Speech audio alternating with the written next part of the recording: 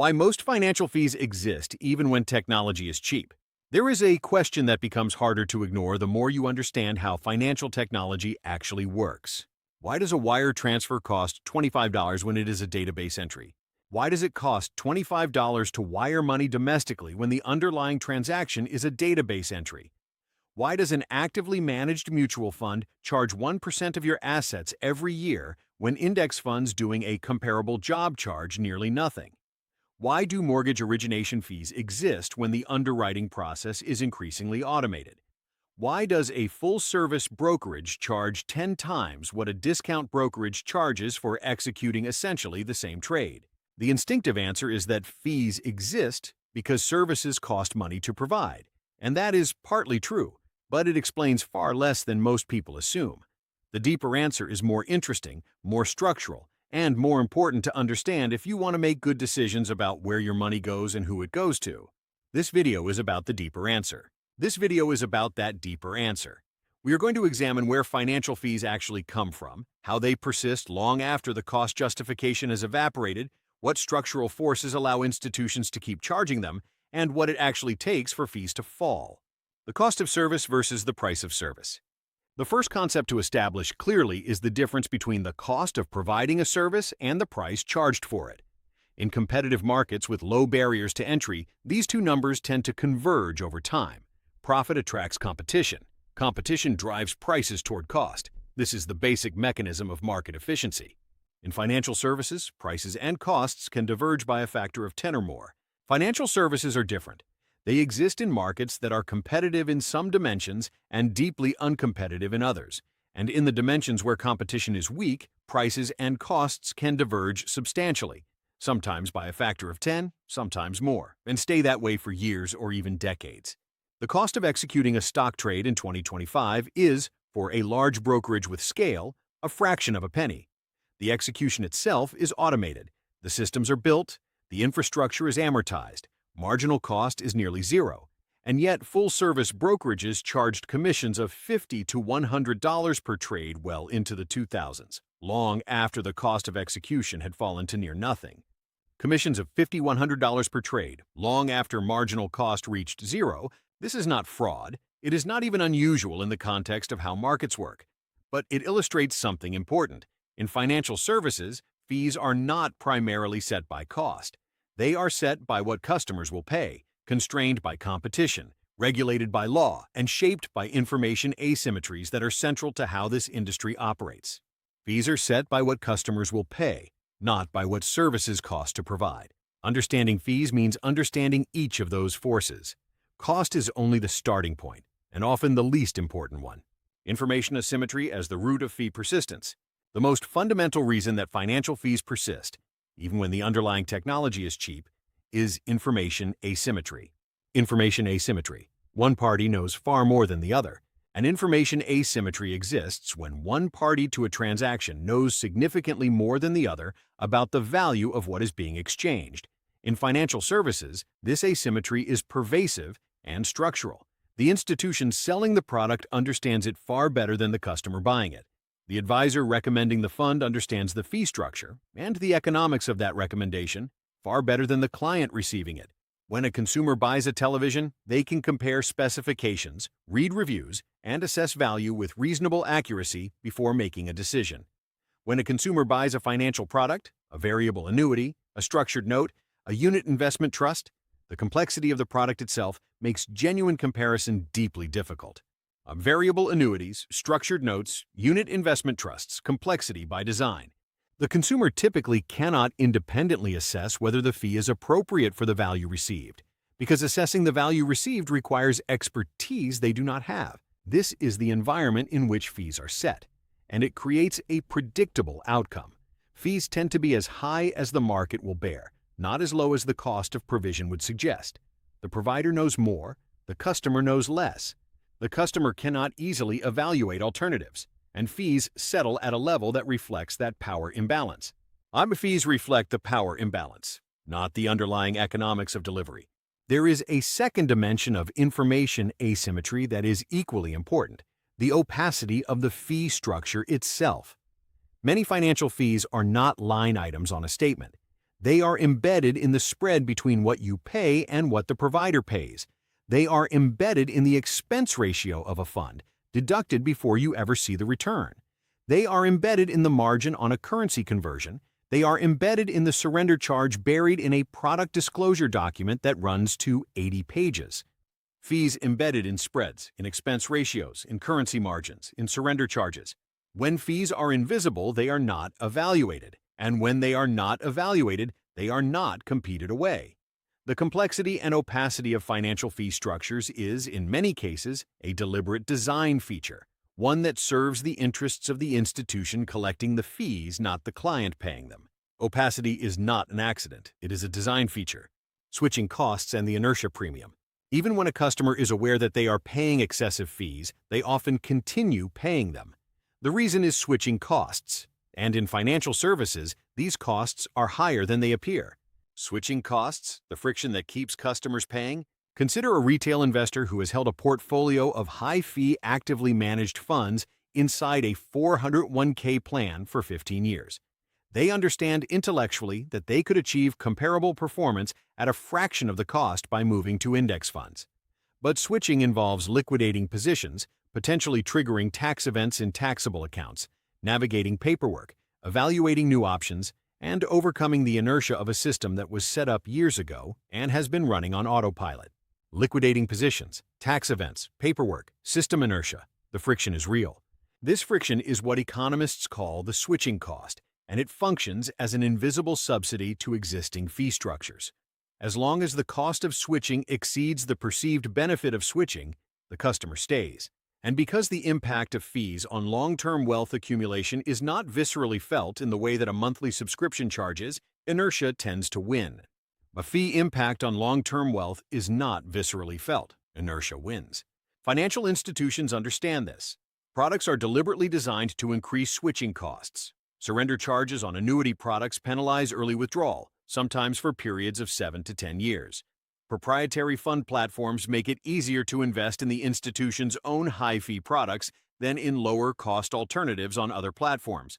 Surrender charges, 7 to 10 years of exit penalties. The result is what we might call an inertia premium, a portion of every fee that exists not because of the value provided, but because of the difficulty of leaving. The inertia premium, a fee on the difficulty of leaving. Regulatory capture and the rules that protect fees. A significant portion of financial fee structures are protected not by market dynamics, but by regulation. Regulation protects consumers and protects incumbents.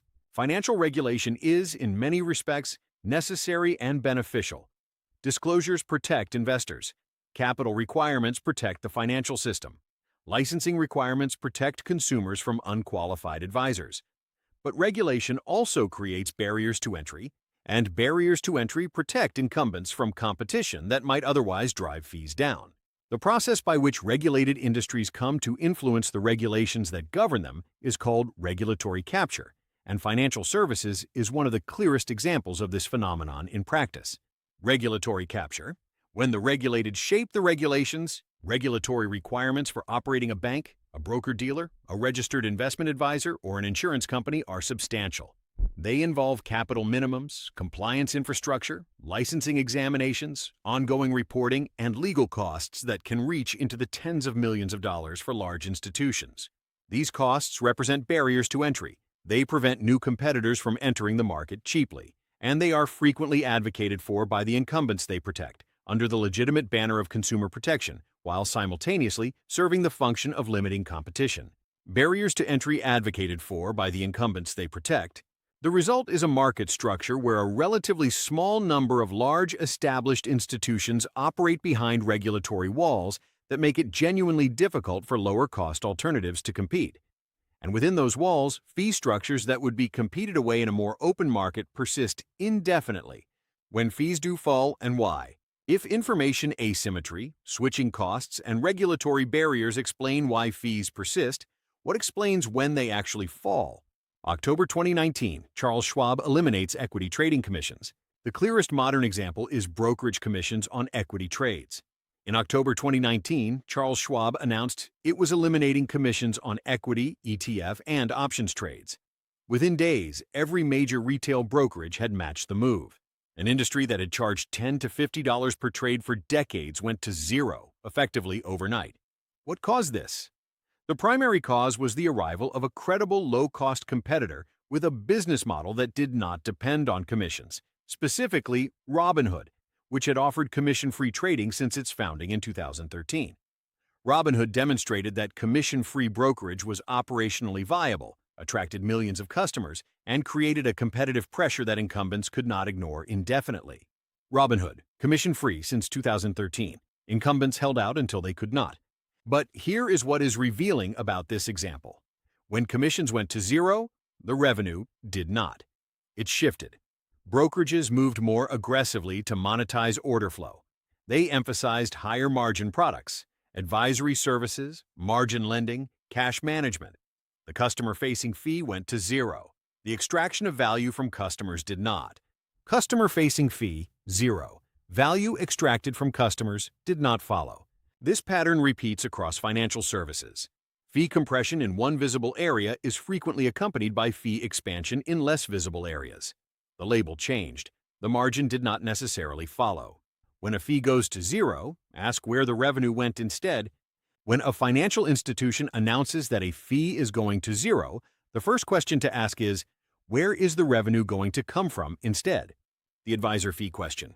Few fee structures in personal finance generate more debate than advisor fees, and the answer is genuinely nuanced.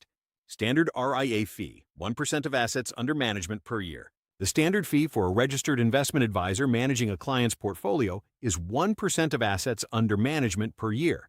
On a portfolio of $500,000, that is $5,000 annually. On a portfolio of $2 million, it is $20,000 per year. The question of whether this fee is justified has two distinct components that are frequently conflated. The first is whether the investment management itself is worth 1% per year. The evidence here is fairly clear and not favorable to active management.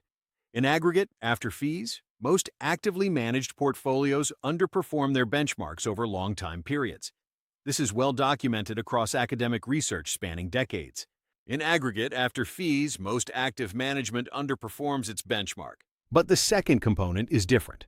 A financial advisor who provides genuinely comprehensive planning, tax optimization, estate planning coordination, behavioral coaching, insurance review, retirement income structuring, and ongoing accountability may provide value that is meaningfully different from and in addition to portfolio management. Tax optimization, estate planning, behavioral coaching, retirement income structuring. Research from Vanguard has suggested that advisors who provide this kind of comprehensive value can add measurably to client outcomes, primarily through behavioral interventions that prevent clients from making expensive emotional decisions at market extremes. Vanguard research: comprehensive advisors may add measurable value, primarily behavioral. The relevant question for any individual is not whether advisor fees in the abstract are justified, but whether what they are receiving from their specific advisor justifies the specific fee they are paying. And the honest answer for a large number of clients is that they are paying for comprehensive planning and receiving primarily portfolio management. Paying for comprehensive planning, receiving portfolio management. The gap is the overcharge. Payment for order flow and the hidden fee. Payment for order flow is one of the most consequential and least understood fee structures in retail finance. Payment for order flow, the fee that does not appear on your statement. When you place a trade through a commission-free retail brokerage, your order does not go directly to the stock exchange. The brokerage sells your order to a market maker, a firm like Citadel Securities or Virtu Financial, who executes the trade on your behalf. In exchange for routing your order, the brokerage receives a payment from the market maker. A brokerage sells your order, market maker executes it, brokerage gets paid. The market maker profits by executing your trade at a slightly less favorable price than the best available in the market, keeping the difference, called the spread, as compensation. This difference is typically fractions of a penny per share, but across millions of retail trades per day, it adds up to substantial revenue for the market maker and substantial revenue for the brokerage receiving the routing payment. Fractions of a penny per share, millions of trades per day, substantial revenue. Is this a fee you pay? Not visibly. It does not appear on your statement, but it manifests as slightly worse execution prices. You pay slightly more when you buy and receive slightly less when you sell than you might if your order were routed differently. The zero commission label is accurate. The zero-cost claim is not. The zero-commission label is accurate. The zero-cost claim is not. Technology as fee compressor, but not fee eliminator. Technology has unambiguously compressed fees in financial services. Index funds charge fractions of a percent where they once charged a percent or more. Robo-advisors provide portfolio management at 20 to 30 basis points where human advisors charged 100. Trading platforms have automated what teams of human analysts and traders once managed manually. Technology compresses fees. It does not eliminate them. But technology does not eliminate fees. It changes where fees collect. The companies delivering low-cost financial technology are not charitable organizations. They have investors who expect returns. They have employees who need compensation. And they operate in a competitive landscape where the business model that sustains them at low fee levels is often one that monetizes the customer in a different way, through interest on cash balances, through premium subscription tiers, through lending products, through the data generated by customer behavior. Interest on cash balances, premium tiers, lending products, data monetization. Technology is a powerful force for shifting where fees are extracted. It compresses fees on the things that become commoditized and relocates margin to adjacent services where the competitive pressure is lower. By fee compression in one area, fee relocation to another. The promise of a truly free financial service should always be evaluated with the question, free to whom and at what cost? Free to whom and at what cost? What to do with this understanding? If fees in financial services are shaped more by information asymmetry, switching costs, and regulatory structure than by the actual cost of the underlying service, what follows practically? Implication 1. Effort spent understanding fees is disproportionately rewarded. The first implication is that effort spent understanding fees is disproportionately rewarded. Because fees are often obscured, the investor who takes the time to find and quantify them has a genuine informational advantage. Every basis point of annual fee saved compounds over time. On a 30-year investment horizon, the difference between a 1% fee and a 0.1% fee on a meaningful portfolio is often measured in hundreds of thousands of dollars. 1% fee versus 0.1% fee over 30 years. The difference is measured in hundreds of thousands. Implication 2. Be skeptical of complexity. The second implication is to be skeptical of complexity. Complex financial products are almost always more profitable for the institution selling them than simple ones. The complexity is not accidental. It is functional. It prevents price comparison. It obscures the fee structure. It makes switching harder. When presented with a complex financial product, asking what a simple alternative would look like is a productive question. And complexity prevents comparison. Ask what the simple alternative looks like. Implication 3. Competitive pressure works, but slowly. The third implication is that competitive pressure works, but slowly. The periods of most rapid fee compression in financial services have followed the arrival of credible, low-cost competitors who demonstrated that the economics of lower fees were viable. Being early in adopting the lower-cost alternative, rather than waiting for the incumbent to eventually match it, is generally advantageous. Implication 4. Ask 2 questions about every fee you pay. And the fourth implication is to maintain the habit of asking, for every financial fee you pay, 2 questions. What am I receiving in exchange for this? And what would I pay to obtain the same thing a different way? If you cannot answer the second question, you are operating in exactly the information environment that allows excess fees to persist.